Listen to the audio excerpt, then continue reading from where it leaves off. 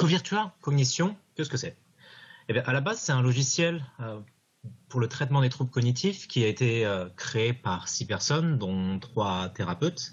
Moi-même, je suis Roland Tomzak, l'architecte en charge de la réalisation de ce logiciel. Et Covirtua Cognition s'adresse à tous les thérapeutes qui peuvent être en charge du traitement de ces troubles cognitifs, que ce soit les ergothérapeutes, les neuropsys ou les orthophonistes, par exemple. Et c'est un logiciel qui possède plusieurs particularités. La première, qui est quand même assez importante, c'est que Covirtua Cognition va demander 2 postes. Il va demander un poste pour le thérapeute, qui va lui permettre de configurer les activités, de les lancer et de les exécuter, de les superviser en temps réel depuis son poste, sans interférer en fait sur le poste du patient. Le deuxième poste, c'est le poste patient, qui apparaît ici en dessous, et qui est, entre guillemets, dédié à l'exécution et au déroulement des activités du patient. Un patient, en fait, sera focalisé sur sa tâche et ne sera pas du tout distrait, par exemple, par, je sais pas moi, par un compteur de temps ou des feedbacks d'erreur si le thérapeute ne le souhaite pas. En fait, le thérapeute contrôle complètement le déroulement de l'activité du patient depuis son poste et du coup, le patient peut vraiment se concentrer sur son activité. Donc, pour les raisons technique du webinar, on doit tout représenter sur le même écran. Ça explique pourquoi cet écran est séparé en 2, avec une partie supérieure qui reprend l'interface du thérapeute et une partie inférieure ici qui reprend l'interface du patient. L'interface du patient, il faut vraiment s'imaginer qu'elle tourne sur un poste dédié. Alors, ce poste peut être un PC Windows classique, ça peut être une tablette Android, là on est actuellement en train de faire le portage iPad, ou ça peut être un PC Windows associé à un dispositif de réalité virtuelle comme un Oculus Rift pour que le patient soit vraiment, dans certaines activités, plongé en immersion dans l'activité. Donc, la première fois que vous lancerez le Covirtua Cognition, vous ferez face à cette interface, vous créerez votre premier profil thérapeute et ensuite vous verrez que l'application patient doit se connecter à l'application thérapeute. C'est très simple, les deux doivent être sur le même réseau local et il suffit de cliquer ici sur le bouton de l'application patient pour se connecter. Là, vous voyez, c'est fait. Donc, sur l'interface qui est affichée ici, en fait, c'est l'interface principale, la première interface qui est présentée pour choisir un patient pour le thérapeute. Donc, dans mon cas, j'ai quelques patients prédéfinis, donc il suffit de faire une recherche à la Google, entre guillemets, et on accède au menu principal de l'application pour le patient en question. Donc, avant de rentrer dans le détail des exercices, je vais commencer à présenter rapidement ce menu principal qui est en fait l'écran sur lequel le thérapeute passera pas mal de temps. Donc, il reprend ce menu, les 4 principaux types de fonctionnalités, d'activités et d'outils qui sont proposés par l'application. Il va reprendre sur la partie de gauche ici la dernière historique du patient, les dernières activités effectuées par le patient. Mais cette interface va permettre d'aller plus loin, entre guillemets, dans l'analyse et l'expertise des résultats passés. Les activités analytiques sont des activités qui vont permettre de traiter les fonctions cognitives et langagières de manière isolée, hors aspect écologique. Il s'agit d'exercices un peu classiques, par exemple de catégorisation, d'évocation, de mémoire. Mais la particularité de Covirtua Cognition sera de permettre au thérapeute d'intervenir en temps réel sur l'exercice du patient sans devoir le redémarrer et pouvoir ajuster les difficultés aux capacités et en fait tout simplement au comportement du patient et ce en temps réel.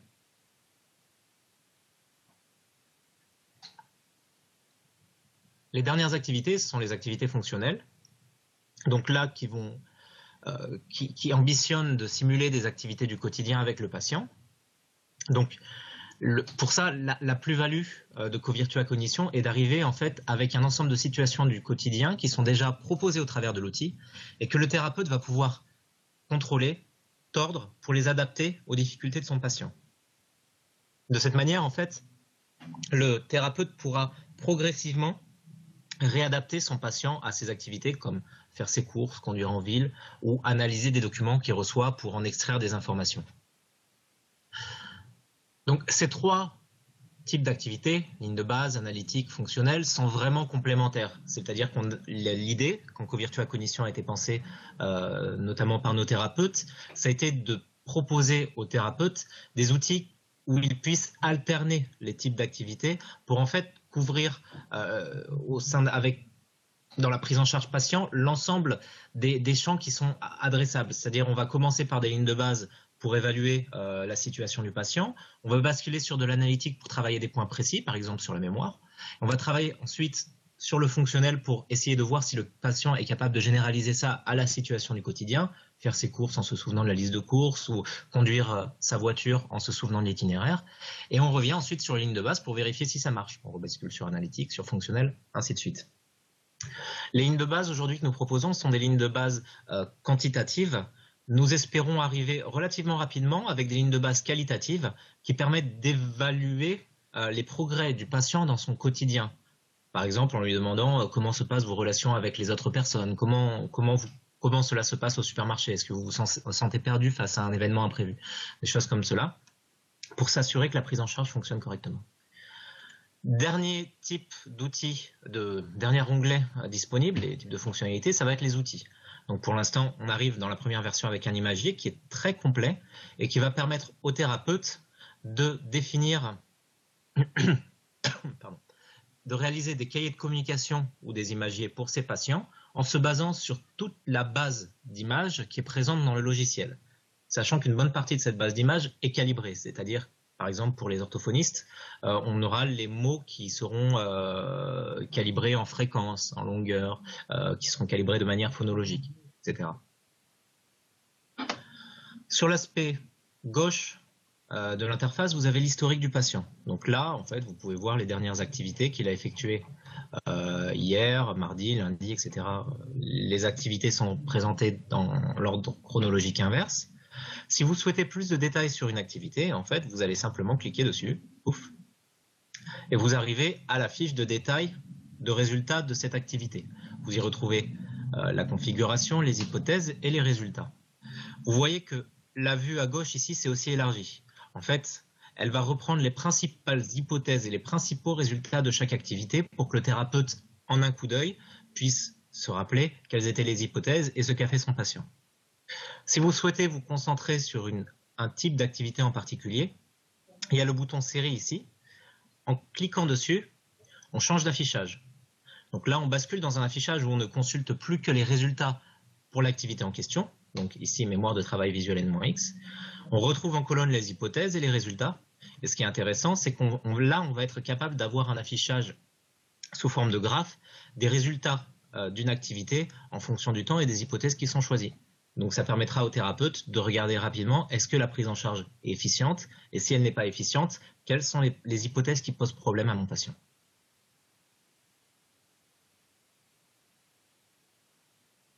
Je remonte l'application patient.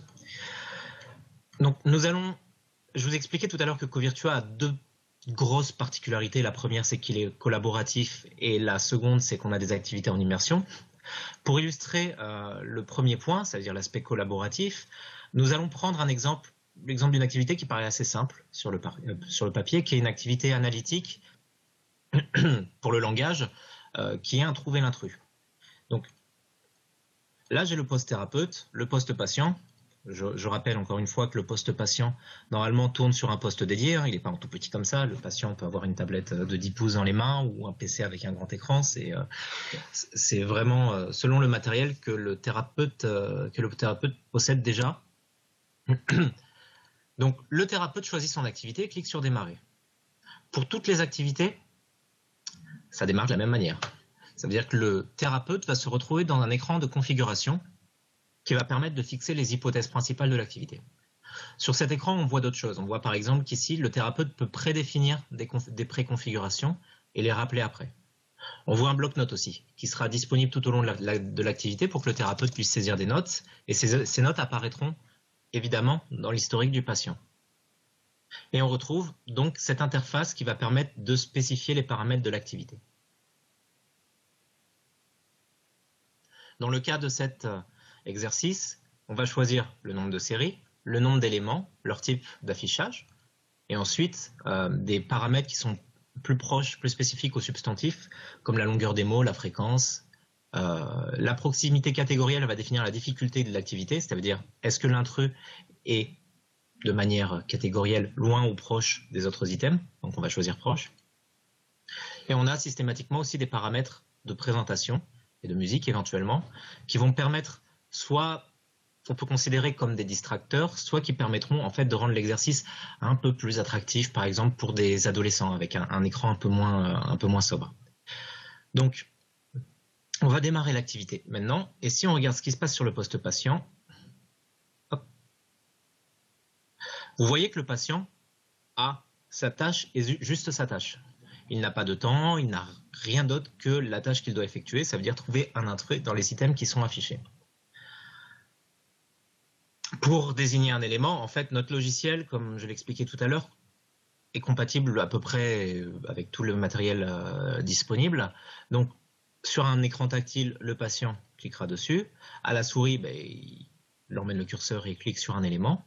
Mais il n'est même pas obligé de faire ça, en fait. Il peut juste annoncer à haute voix l'item qu'il considère être l'intrus. Parce que dans cette activité, ce qui est original, c'est que le thérapeute a le choix final. Ça veut dire, ici, le patient choisit par exemple les olives.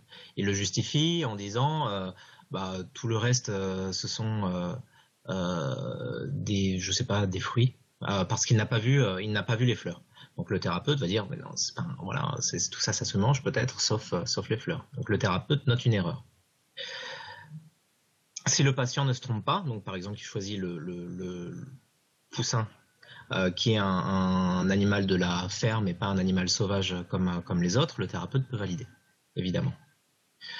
Et ce qui est vraiment intéressant, c'est que si le patient choisit, se trompe, mais est capable de justifier sa réponse en disant, avec une justification qui soit acceptable pour le thérapeute, imaginons, là je choisis cheval. En tant que patient, je dis, en fait, le cheval, c'est un animal sauvage. Tous les autres animaux ne sont pas sauvages parce que à côté de chez moi, du côté de Nantes, il y a un élevage d'autruches. Bon, pourquoi pas. C'est une justification qui peut convenir au thérapeute. Le thérapeute peut alors valider la réponse de manière complètement transparente pour le patient. Même si ce n'est pas la réponse qui est initialement prévue par le système, cette réponse sera acceptée et validée. Donc, notre objectif, c'était vraiment d'avoir au centre de la rééducation un outil qui facilite la communication entre le patient et son thérapeute. On ne souhaitait pas avoir un logiciel qui soit un logiciel qui bride la manière de penser du patient ou qui impose des choix au thérapeute. Autre avantage de cette approche que l'on dit asymétrique, ça veut dire que chacun a sa vision du problème, c'est que le thérapeute pourra changer les hypothèses en cours d'activité. Par exemple, si les images ne sont pas suffisamment claires pour le patient ici, le thérapeute est capable dynamiquement, en un clic, d'afficher par exemple les noms des objets, ou de basculer juste sur un affichage où il n'y a que les noms et pas les images. De la même manière, si le décor que j'ai configuré en début d'activité ne plaît pas à mon patient ou le distrait par exemple, je peux en un clic le cacher ou le faire revenir. Cette notion de contrôle, on va la retrouver dans toutes les activités co-virtua cognition à des degrés divers.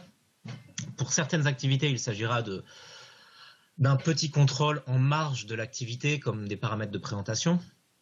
Mais pour d'autres, le contrôle et la relation, la collaboration entre le thérapeute et le patient sera vraiment centrale et le thérapeute aura tous les outils qui lui permettront de s'adapter à ce que fera et aux réactions de son patient.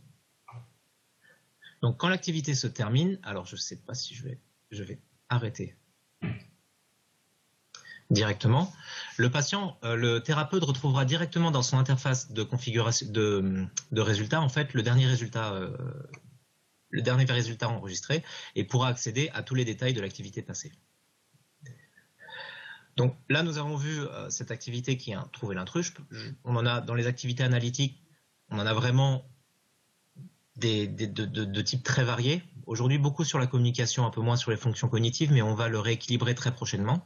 Si je vous exécute, par exemple, cette activité mémoire de travail visuel, vous allez voir un énorme intérêt de notre logiciel, c'est qu'il est capable de proposer une vision de l'information adaptée au thérapeute et vraiment à la tâche du thérapeute. Donc, pour expliquer un peu ce qu'est cette activité, il s'agit d'une procédure n-back. Ça veut dire que le patient va voir des formes, des configurations qui associent forme, couleur et symbole, par exemple, et il devra le rappeler avec un temps de retard. Il voit une forme, il s'en souvient, il voit la forme suivante, il doit se la mémoriser et rappeler la forme précédente ou 2 coups d'avant ou 3 coups d'avant. Donc, dans cette activité, le thérapeute commence par configurer ce que doit retenir le patient, forme, symbole, couleur. Donc, on est sur une configuration qui est très compliquée ici. Et il a aussi la possibilité de configurer des distracteurs automatiques. Donc là, pour l'instant, je vais pas les activer.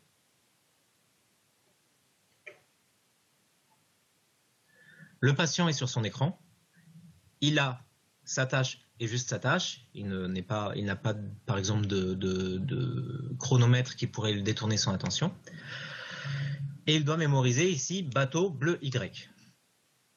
Le thérapeute contrôle le déroulement de l'activité, c'est-à-dire quand le patient a mémorisé cette carte, le thérapeute change de carte. Le patient doit rappeler bateau bleu Y en mémorisant avion vert U. Ce qui est intéressant dans cette activité, c'est que vous voyez qu'en fait, le thérapeute, lui, il a une vision adaptée du problème. Il a toujours le flux vidéo du patient qui lui montre la situation. Mais par contre, il va avoir ici les différentes cartes qui sont passées, l'historique, qui vont lui permettre en fait de ne pas avoir à faire l'exercice lui-même pour contrôler que le patient ne se trompe pas. En un coup d'œil, la réponse du patient lui est indiquée et donc il peut valider que le patient se trompe ou pas, entre guillemets, sans avoir à lui-même mémoriser les formes. Autre intérêt de cet exercice, pour ce qu'il peut illustrer, c'est les distracteurs. Si notre patient est très performant et que le thérapeute souhaite le stresser un petit peu, il va être capable d'ajouter des distracteurs automatiques qui peuvent être auditifs, visuels, et qui peuvent même être des doubles tâches. Donc, on va démarrer sur un petit sur des distracteurs visuels. Donc, le thérapeute contrôle le déroulement de la tâche. Et vous voyez qu'en temps réel,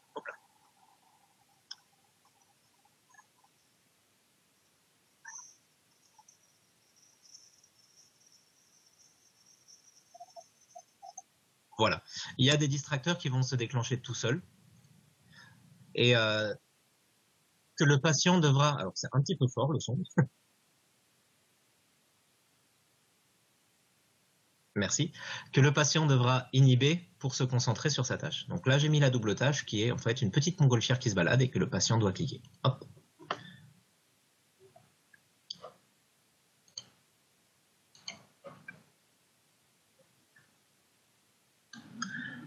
Dans les résultats de cette activité, alors je ne sais pas si j'ai un résultat complet, vous voyez qu'en fait on enregistre plusieurs choses. On enregistre le nombre de réponses justes, le nombre d'erreurs, c'est la moindre des choses, mais on va aussi enregistrer les erreurs d'annonce lorsqu'un distracteur est présenté.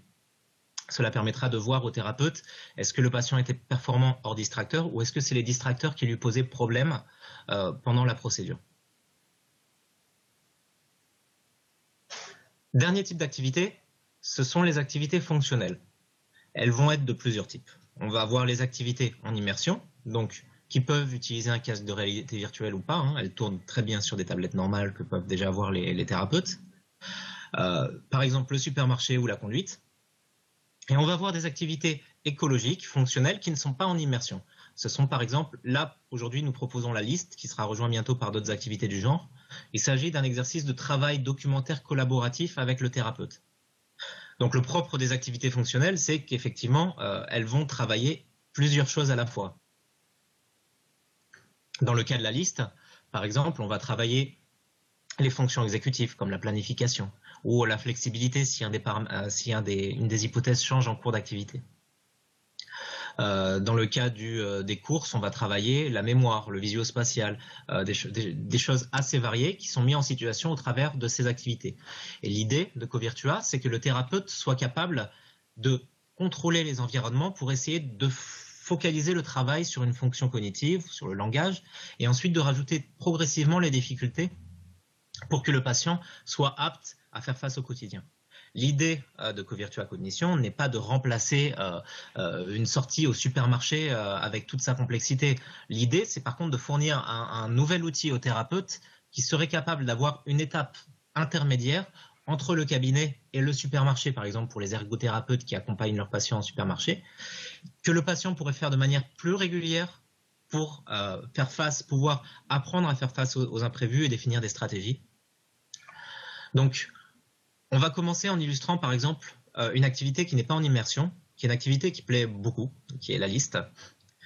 Donc dans cette activité, le patient et le thérapeute vont travailler ensemble autour d'une base documentaire qui est maîtrisée par le thérapeute. Cette base documentaire va s'articuler autour d'un scénario qui est choisi initialement par le thérapeute. Et l'idée, en termes à la sortie de l'exercice, c'est que le patient ait réalisé une liste sur papier, que ce soit une liste de courses ou par exemple, pour des scénarios que nous préparons actuellement, la liste des affaires à prendre pour les vacances, des choses comme cela. Donc le support informatique va servir de support documentaire et de support d'échange entre le thérapeute et son patient. Donc on démarre l'activité sur le poste thérapeute. Vous voyez que j'ai un ensemble de scénarios. Je vais élargir un petit peu ça. Hop. Qui sont calibrés en fonction de la cible, de l'audience, des adultes, des ados, des personnes âgées, et aussi en fonction du type de scénario. Est-ce que c'est un scénario qui est contraint? Ça veut dire où les hypothèses arrivent avec des contraintes relativement fortes sur ce que devra définir le patient dans sa liste, ou est-ce que c'est un scénario qui est libre et qui est beaucoup plus ouvert, où le patient doit, pour le coup, planifier plus de choses, préparer pour un scénario qui est proposé. Ensuite, les scénarios sont aussi calibrés en précisant est-ce qu'ils définissent de l'implicite ou non. Ça veut dire est-ce qu'il y a certaines informations que le patient devra lire entre les lignes ou est-ce que tout est explicitement présenté au patient. En fait, la particularité de ces scénarios, c'est que les différents documents vont être configurables en fonction du patient. Ça veut dire qu'un patient qui aurait plus de problèmes de compréhension écrite, on peut utiliser un email. Si le patient a plus de difficultés en compréhension orale, on peut utiliser un message audio. D'accord? Donc là, ce qui est présenté sous la forme du script sur le poste du thérapeute, le patient, lui, il aura un message audio avec les contrôles classiques, play, pause, stop, qui lui permettent de naviguer dans le message pour l'écouter. Et de la même manière, la complexité du document en question est configurable. Est-ce qu'il contient des informations non pertinentes ou pas? Donc on va partir sans et on va démarrer. Juste un petit mot avant de démarrer, vous voyez qu'en fait, dans cette activité, on a 3 grands types de documents. Les consignes qui vont définir les hypothèses et la tâche du patient. Les références qui sont des documents qui permettent directement au patient de résoudre ses hypothèses, de résoudre sa tâche. Et les stocks, qui sont des documents optionnels que le thérapeute peut utiliser ou non en fonction de son patient pour adapter la difficulté de l'activité. Donc dans mon cas, on démarre, on dira au patient qu'il ne possède à disposition au début que ce mail, c'est pour ça qu'il est coché en vert.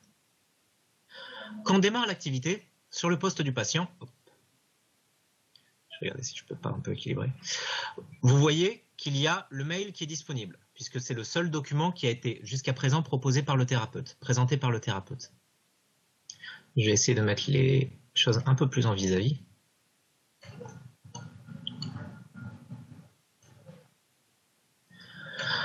Donc, le thérapeute et son patient vont travailler ensemble sur cette base documentaire. Et pour cela, en fait, ils possèdent des outils. Typiquement, dans la vraie vie, un ergothérapeute qui réaliserait ce genre de scénario avec du matériel papier avec ses patients demanderait par exemple à son patient de surligner les items qui sont importants, les éléments, les ingrédients qu'il faut noter dans la liste. Donc là, grâce à l'outil informatique, ils peuvent le faire aussi. Donc au tactile, par exemple, ou à la souris, le patient va surligner les éléments qu'il doit acheter. Donc là, on a les aliments, là, on a les boissons. Vous voyez que le thérapeute et le patient peut utiliser des stabilos de couleurs différentes éventuellement pour catégoriser les différents items. Mais cette annotation, elle est symétrique. Ça veut dire que vous voyez que le thérapeute peut consulter la notation en temps réel et il est aussi capable de son côté de la faire. Donc par exemple, s'il doit dire au patient de ne pas oublier d'acheter le cake aux olives, il va souligner ce qu'il faut pour faire un cake aux olives et un cake au yaourt. Et c'est automatiquement indiqué en temps réel sur la tablette du patient. Donc, le thérapeute est sur son poste, il peut superviser ce qui se passe sur le poste du patient, mais l'idée c'est quand même que le thérapeute ait un regard direct, qu'il soit à côté de son patient. L'idée n'est pas qu'ils soient chacun de leur côté. Le thérapeute doit être à côté de son patient avec son poste légèrement tourné pour que le patient ne voit pas les solutions des exercices, mais le thérapeute a toujours le moyen d'impacter en temps réel ce qui se passe sur le poste du patient. Si jamais le patient n'est pas du tout à l'aise avec les outils numériques, le thérapeute est capable d'imprimer le document en question pour pouvoir travailler directement sur papier. Ensuite, vous voyez que jusqu'à présent, mon patient n'avait que le mail de Sam, la première hypothèse qui lui était proposée, un seul document. Et cette activité possède une particularité, c'est qu'elle est à tiroir. Ça veut dire qu'en fonction du comportement de son patient, le thérapeute va être capable d'ajouter de la complexité. Donc, imaginons, là, on parle de cake aux olives. Le thérapeute demande à son patient ce qu'il faut pour faire un cake aux olives, ou où est-ce que l'on trouve l'information pour faire un cake aux olives. Cette information se trouve dans un livre de recettes. Donc là, en un clic, en fait, vous allez voir, hop, je clique sur le livre de recettes, pouf, je le fais apparaître sur la tablette du patient. Donc à partir de maintenant, le patient, sur sa tablette, il va avoir un livre de recettes avec environ 50 recettes, dont les recettes qui sont évoquées dans les scénarios. Donc cake olive et jambon, 15 centilitres d'huile d'olive, 4 œufs, etc., etc. Vous voyez que là aussi, on peut configurer la complexité. Donc on précise, est-ce qu'on a le nombre d'ingrédients ou pas? Le patient va préciser, surligner les items qu'il lui faut, et voilà. Et ensuite, le thérapeute peut continuer. Il peut s'arrêter là, ou il peut continuer à ajouter de la complexité en fonction de son patient. Par exemple, pour lui faire recouper ce qu'il doit acheter par rapport à ce qu'il a déjà en stock chez lui. Donc le thérapeute va pouvoir ajouter les stocks qui apparaissent maintenant sur la tablette du patient. Et le patient va pouvoir regarder, bah tiens, il me faut des œufs, est-ce que j'en ai déjà ou est-ce qu'il faut que j'en achète? Ah, visiblement j'ai 6 gros œufs, donc ce n'est pas forcément la peine d'en racheter. De la même manière, on a le contenu des placards. On voit que j'ai déjà de l'huile d'olive, donc ce n'est pas la peine de racheter de l'huile d'olive. Enfin, le thérapeute, dans tous les scénarios, va posséder un document qui va permettre de tester un peu la flexibilité en changeant une des hypothèses. Donc si là, je clique ici, j'envoie directement sur la tablette du patient un SMS qui lui dit « Il vaut mieux faire un cake au thon, je crois que Nathalie n'aime pas les olives ». Donc sur cet exercice, il y a plusieurs choses vraiment notables à remarquer. D'une part, c'est que, en fait, si le patient n'est pas capable de manipuler une tablette, n'a pas la possibilité ou ne se sent pas à l'aise, le thérapeute peut faire de lui-même, alors je vais réduire un peu les fenêtres, toutes les manipulations. Il peut lui-même choisir les documents, naviguer dans les documents, faire les annotations. Voilà, donc on n'a pas besoin d'avoir un patient, même si l'interface est très simple, on n'est pas obligé d'avoir un patient qui soit particulièrement à l'aise avec les outils numériques. Et puis dans le pire des cas, on peut toujours imprimer les documents. D'autre part, c'est vraiment un matériel de rééducation classique, c'est-à-dire qu'on n'arrive pas avec un processus qui est complètement préétabli. Le thérapeute se l'accapare, apprend à s'en servir et s'en sert à sa sauce, on va dire. Imaginons par exemple que le thérapeute décide de prendre en compte le nombre d'invités pour demander à son patient de calculer les quantités exactes d'ingrédients, il peut le faire. Ou il peut ne pas le faire. Il peut aller jusqu'à présenter les stocks ou ne pas le faire, etc. Il y a beaucoup de niveaux de lecture en fait dans cette activité qui permettent de l'adapter à tous les types de patientèle.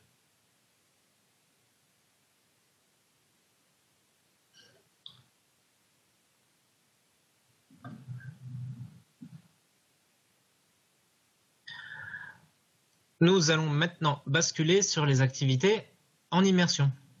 Donc, aujourd'hui, Covirtua Cognition propose 2 environnements, le supermarché et la conduite, enfin la ville, au travers de scénarios qui sont les courses et la conduite en milieu urbain.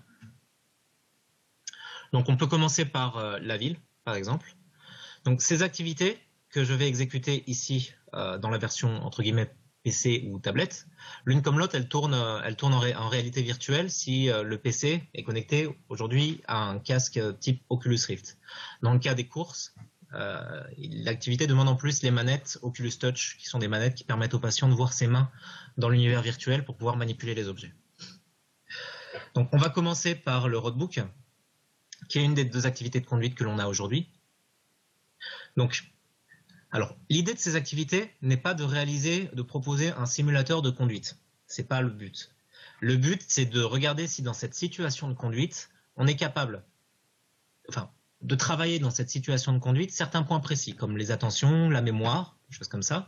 Et si le patient est capable, entre guillemets, de généraliser dans ce qu'il a pu voir dans les exercices analytiques pour l'appliquer dans une situation plus complexe où il y a plusieurs facteurs qui sont impliqués. Donc, au démarrage de l'exercice, le thérapeute va configurer l'activité en précisant en fait le nombre d'instructions que le patient devra retenir, parce que c'est un roadbook, le patient doit retenir une feuille de route, et surtout la topologie de la ville. Ça veut dire que le thérapeute est capable, initialement et en cours d'activité, d'impacter l'apparence de la ville, le trafic de la ville, est-ce qu'il y a des feux rouges, des ronds-points, de la végétation, et ce dynamiquement. Pourquoi? Parce qu'en fait, si notre patient a par exemple des troubles attentionnels, le thérapeute pourra très bien au début décider de dire « Ok, il n'y a pas de trafic, on se concentre sur cette, tâche qui consiste à mémoriser la feuille de route et à la suivre. On n'a pas de trafic, on n'a pas de feu rouge, on reste dans un milieu très épuré, simplifié. Et ensuite, de rajouter progressivement le trafic, les feux rouges, les ronds-points, la végétation, ce que vous voulez. Donc là, on démarre dans le mode le plus simple. Le patient, donc je réduis cette fenêtre-là, hop, le retour est tout petit, mais au moins on a les deux. Le patient se retrouve au volant d'une voiture dans une ville virtuelle, une jolie ville type Paris. Je disais, ce n'est pas un simulateur routier. Ça signifie qu'en fait, le patient ne tourne pas le volant, il donne des ordres. Il dit, je tourne à droite, donc là, vous entendez le clignotant droite. Je tourne à gauche, vous entendez le clignotant qui va à gauche. Il accélère et il freine. Dans cette variante de l'activité, le patient a une feuille de route qu'il va devoir mémoriser et que le thérapeute peut masquer pour que le patient la restitue. Alors, je vais baisser un tout petit peu le son pour que l'on s'entende un peu parler. Voilà. Donc, le patient conduit sa voiture, il suit la feuille de route que le thérapeute masque.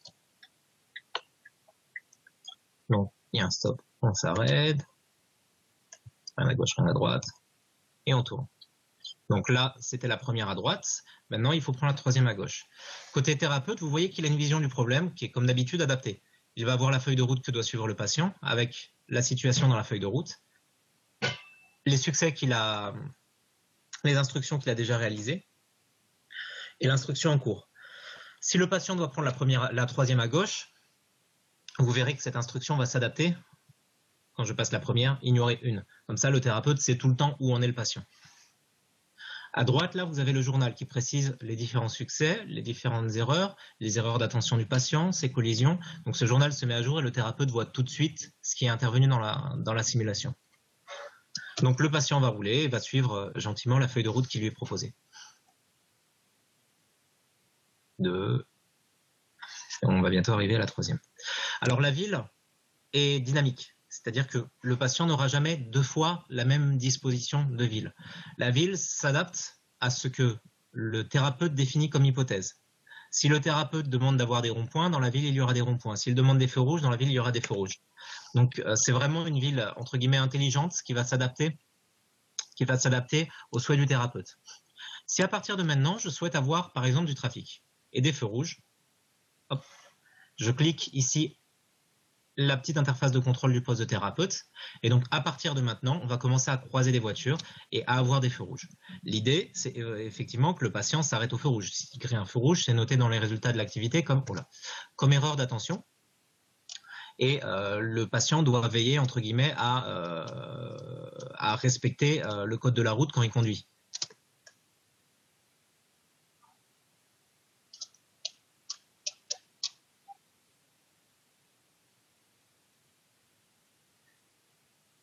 Voilà, j'ai un feu rouge qui arrive. Vous voyez que l'interface est adaptée. Ça veut dire qu'en réalité virtuelle, vous n'aurez pas cette grosse icône de feu rouge qui apparaît ici, puisqu'il suffit de pencher la tête pour voir le feu rouge. Si jamais on est au pied du feu rouge, on le voit bien. Là, sur tablette, si jamais on est trop avancé, on n'a pas la vision du feu rouge. C'est pour ça que nous avons rappelé ici son état pour que le patient ne soit pas à se demander de quelle couleur est le feu. Si le patient grille un feu rouge, je le fais. Allez. Hop, vous voyez que dans le journal, il y a la petite entrée feu rouge grillé qui apparaît. Ensuite, le thérapeute va avoir aussi des obstacles qu'il peut ajouter dynamiquement en cours d'activité. Par exemple, je peux très bien décider de dire, bah tiens, on va avoir un ballon qui va tomber sur la chaussée à un moment ou un autre. Alors, les emplacements sont prédéfinis, donc il ne tombe pas immédiatement, il va arriver un petit peu plus tard. Voilà, hop, le ballon, le patient doit freiner, sinon il y a une collision. De la même manière, le patient, on va redémarrer, le thérapeute va pouvoir définir une ambulance. Donc là, il faut arriver à un croisement puisqu'elles apparaissent que sur les croisements. Mais là, c'est le cas. Il y a un feu rouge, un croisement. L'ambulance arrive.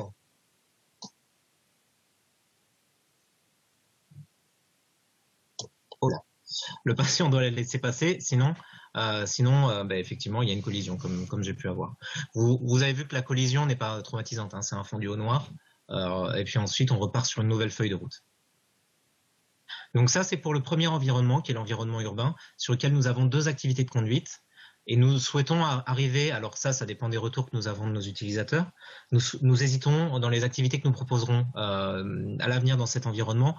On a commencé à spécifier une activité qui serait du suivi de déplacement en bus, en fait, où le patient doit prendre un bus, s'arrêter au bon stop, prendre un autre bus, etc., pour aller d'un point A à un point B. Et on aimerait aussi faire des activités où là, le patient est vraiment à pied pour effectuer certaines tâches, aller chercher du pain, aller à l'école, etc., etc. Après, on est évidemment contraint par la durée d'une séance. On ne peut pas faire une simulation qui dure 2 heures. Mais voilà, nous sommes ouverts à toutes les idées à ce niveau-là.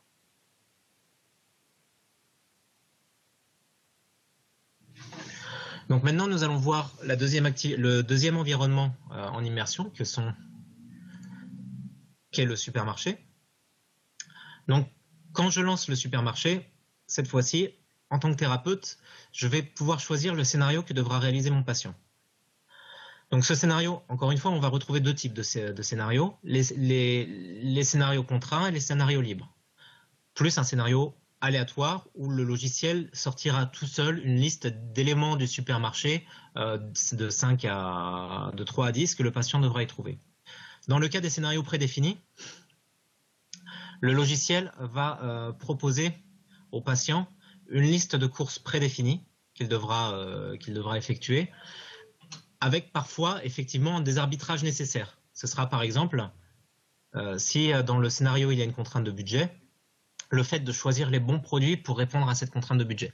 Par exemple, imaginons il y a un budget de 10 € et la liste de courses laisse une ouverture en disant il faut un jouet. Le patient devra prendre le jouet en faisant attention à ce que son budget global ne dépasse pas les 10 €. Encore une fois, le thérapeute configure d'autres facteurs. Donc aujourd'hui, pour l'instant, on a la musique d'ambiance et la fréquence des annonces publicitaires et démarre. J'ai coupé la musique, hein, histoire que l'on s'entende. Donc là, le poste du thérapeute est un petit peu différent. Je vais commencer peut-être par présenter le poste du patient rapidement. Donc, côté patient, on se retrouve dans ce supermarché virtuel. L'interface que vous avez ici sous les yeux est l'interface de la version PC non VR et tablette. Donc le patient peut se tourner dans ce supermarché virtuel et il peut s'y déplacer. Sur tablette, c'est entièrement au tactile. Et sur PC, c'est à la souris pour tourner et avec les flèches pour se déplacer éventuellement pour aller un peu plus vite que de devoir cliquer partout. Sur la partie gauche de l'interface, vous avez l'inventaire du patient. C'est son panier, tout simplement, les objets qu'il a sur lui. Donc cet inventaire est limité aujourd'hui à 14 éléments. Ça signifie que les scénarios ne sont pas trop courts, mais pas trop longs. Les scénarios peuvent être réalisés en une vingtaine de minutes, généralement. Par défaut, dans cet inventaire, on va voir 2 objets spécifiques. La liste de courses et le téléphone. La liste de courses va reprendre les hypothèses, la tâche que doit réaliser le patient. Donc vous voyez ici, on doit prendre 2 boîtes de céréales, 1,5 litre de vin rosé, du camembert, de pots de confiture, des patates et une tablette de chocolat au lait. Et vous voyez que dans ce scénario, on a en plus un budget de 18 €. Donc là, quand le patient ira chercher ses boîtes de céréales, il devra bien veiller à choisir des boîtes de céréales ou de la confiture sans dépasser le budget précis. Comme tout à l'heure sur l'activité la liste, vous voyez qu'on a à notre disposition les outils d'annotation. Ça va permettre plusieurs choses. La première, ça va être effectivement de rayer par exemple un élément qu'on aurait ramassé. La deuxième, c'est éventuellement permettre au thérapeute d'aider son patient à catégoriser un peu les choses. Pour lui éviter plein d'allers-retours inutiles dans le supermarché, on peut très bien dire les boîtes de céréales, ça va un peu avec les pots de confiture, donc on va les regarder ensemble. Le camembert, ça doit pas être très loin. Ensuite, le vin rosé, etc., etc., pour pouvoir catégoriser un petit peu. On peut aussi utiliser les stabilos pour stabiloter les choses qui se trouveront probablement dans le même rayon. Vous voyez que cette interaction se voit en temps réel sur le poste du... on retrouve sur le poste du thérapeute, ici, la liste de courses avec les annotations qui se mettent à jour en permanence. Ça signifie que le thérapeute va être capable de son côté aussi d'effectuer les annotations qui seront immédiatement répercutées sur le poste du patient. Autre objet, le téléphone portable. Alors le rôle du téléphone portable est double. D'une part, il indique l'heure, et d'autre part, il permet de recevoir des SMS que peut lui envoyer le thérapeute en cours d'activité pour changer un peu les hypothèses de l'activité. Ensuite, donc, c'est assez, je veux dire, classique, hein, on va dire. Le patient se déplace dans son supermarché, dans les différents rayons. Vous voyez qu'on a les titres des rayons qui sont indiqués en tête de gondole. Crèmerie, etc., etc. S'il veut prendre un objet, n'importe quel objet du supermarché, il clique dessus. L'objet lui arrive dans les mains. Il voit le visuel, le nom, le prix et le grammage. S'il prend un objet, par exemple du lait écrémé, vous voyez que là c'est on a 1 litre indiqué, et si c'est une pomme de terre, là c'est le prix au kilo, cette fois-ci qui est précisé. Donc on a un supermarché virtuel complet qui contient à peu près 300 items. Aujourd'hui, le supermarché est de la taille, on va dire, d'un supermarché de centre-ville, pour ne pas les nommer, ne pas donner de marque. Quoi qu'il en soit, à terme, on souhaite arriver avec de nouvelles configurations pour ce supermarché et des supermarchés plus grands aussi. Le tout, c'est de le remplir. C'est toujours ça le plus compliqué. Et donc voilà, le patient se retrouve dans son supermarché, il doit suivre les consignes qui lui sont précisées dans la liste de courses et chercher les éléments en question. Donc je gomme, on va aller prendre les 2 boîtes de céréales. Donc les boîtes de céréales, je triche parce que je connais, on est au rayon petit déjeuner, donc on voit qu'il y a des muesli, des choco-crocs, des miel au miam et des cornflakes. Donc on va prendre une boîte de choco-crocs et une deuxième boîte de choco-crocs. Alors, maintenant, on va regarder un peu ce que voit le thérapeute sur son poste. Donc, encore une fois, il a la capture du poste patient. On voit que le patient est devant les boîtes des céréales. Il peut évidemment la masquer. Il a la liste de courses qu'il peut annoter, comme je vous l'ai montré tout à l'heure. Et il a surtout le petit plan du supermarché. Et dessous, l'état d'avancement dans le scénario. C'est-à-dire que dans notre scénario, on devait prendre 2 boîtes de céréales, 1,5 litre de vin rosé, etc. Et ce sont des éléments que l'on va retrouver dans cette vision, accolée à une petite case qui sera verte ou rouge. Elle sera rouge si le patient n'a pas encore ses objets, ramassé ses objets, elle sera verte si c'est bon. Au-dessus, vous avez aussi le prix total du panier qui reprend le prix total du panier du patient pour s'assurer qu'il ne dépasse pas le budget de l'exercice. S'il y a une contrainte de budget et que le budget est dépassé, la case vire en rouge. Sur le plan, vous avez en fait le plan global du supermarché avec les différents rayons. Si je clique sur un objet ici, bon, le feedback n'est pas forcément évident, mais il apparaît en highlight sur le plan, on voit où il est situé pour pouvoir éventuellement guider le patient. Le patient, sa position est indiquée ici, et effectivement, évidemment, hein, si je déplace mon patient dans le supermarché, sa position se met à jour sur la carte. Tous les déplacements du patient sont enregistrés. Je montrerai tout à l'heure comment on peut les utiliser. Donc, on va retrouver différentes choses sur cette interface. Comme je vous le disais, les objets et l'étape d'avancement dans le scénario, le temps et l'heure de simulation, et notre interface de contrôle habituelle. Donc, cette interface de contrôle va permettre plusieurs choses. Elle va permettre d'une part, par exemple, d'ajouter la musique d'ambiance, de mettre des annonces publicitaires, de les enlever, mais aussi d'envoyer des SMS. Ces SMS qui peuvent impacter directement le scénario ou non. Donc, je vais envoyer un SMS qui est impactant. Ouf. Plus que 5 minutes. Je t'attends encore 5 minutes, pas plus. Dépêche-toi, s'il te plaît. Donc, le patient doit se dire, tiens, j'ai jusqu'à 16h11 pour faire mes courses. Et on retrouve l'échéance sur le poste du thérapeute. On peut envoyer d'autres messages qui sont plus génériques, juste des distracteurs. N'oublie pas de ramener ma scie demain. Bon, voilà, ça c'est un distracteur parce qu'il ne faut pas que le patient s'imagine qu'il faut aller acheter une scie dans le supermarché. Il y en a bien une, mais l'idée n'est pas de l'acheter.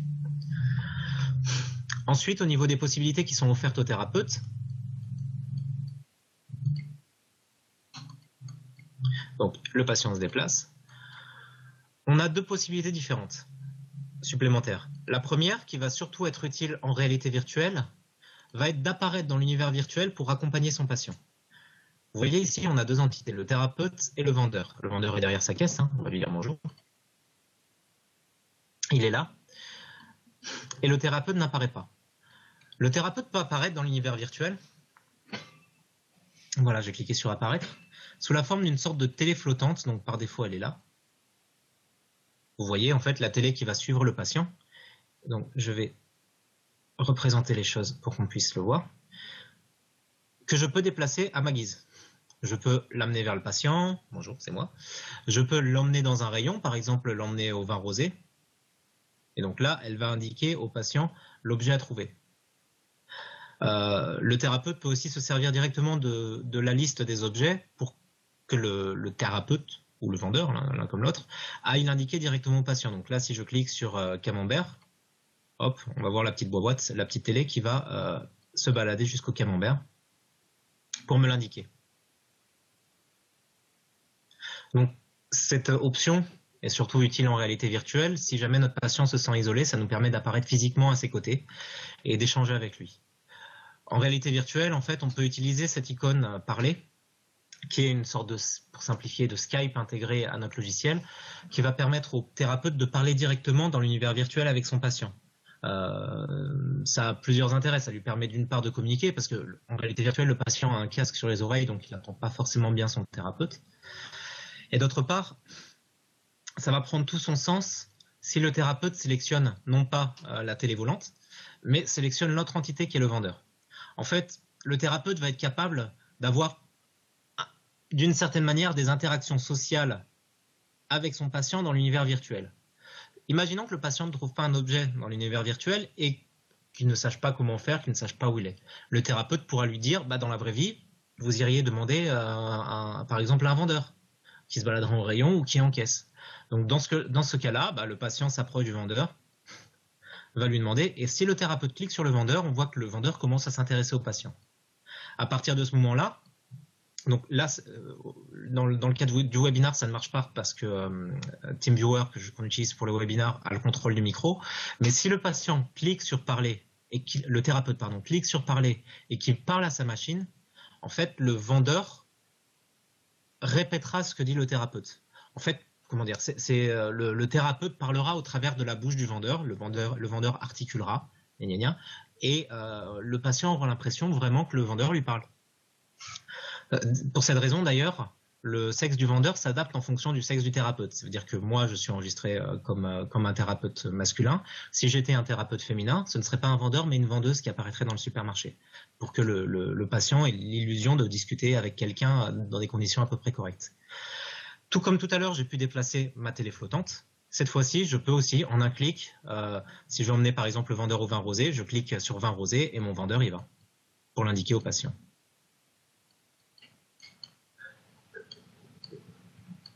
Donc de cette manière, on est capable d'aller plus loin dans les interactions entre le thérapeute et son patient dans cette simulation. Ce n'est pas juste une simulation figée, on met le patient face à un scénario et on lui dit de se débrouiller. On a vraiment une relation, une interaction qui est possible entre le patient et son thérapeute au travers des SMS, au travers de la notation, au travers des entités qu'il peut contrôler. En fin d'activité, on voit que le logiciel a en fait enregistré tous les déplacements du patient. Donc on peut dérouler dans le temps les différents déplacements du patient. Donc là, je n'ai pas déroulé le scénario en entrée, j'ai juste pris les céréales de petit déjeuner. Mais on a un ensemble de métriques qui sont indiquées. Donc typiquement, en fonction du temps, on voit là les hypothèses qui se mettent à jour pour refléter quand le patient a bien récupéré quelque chose. Donc là, je vois qu'il a récupéré à 16h04 et 30 secondes qu'il a récupéré les céréales. Et on a d'autres métriques qui sont indiquées qui peuvent être pour le coup très utiles pour les ergos. Ça va être la distance moyenne par item, le temps moyen par item, etc., qui seront des métriques qui seront comparables d'une simulation à l'autre, même si ce n'est pas le même scénario. Ça reste des métriques que l'on peut comparer, dont on pourra donc regarder l'évolution sur le graphe qui est présenté dans l'interface principale.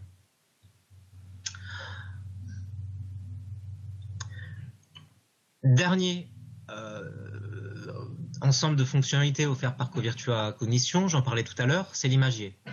Donc l'imagier, typiquement, quand on l'ouvre, on accède à un imagier, tout simplement, un outil de construction d'imagier, où le thérapeute va pouvoir ajouter des pages pour construire son imagier pour son patient. Donc, il a accès à toutes les images de l'application, il y en a un paquet, qui vont être de deux types. Soit les mots calibrés, qui sont utilisés dans les exercices relatifs à l'évocation, au langage écrit et à la communication, donc abeille, abricot, accordéon, agneau, etc.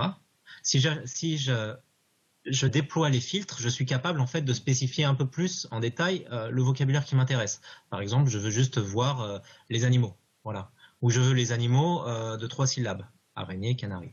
Et ensuite, pour ajouter une image, je la drag and drop et ça marche très bien.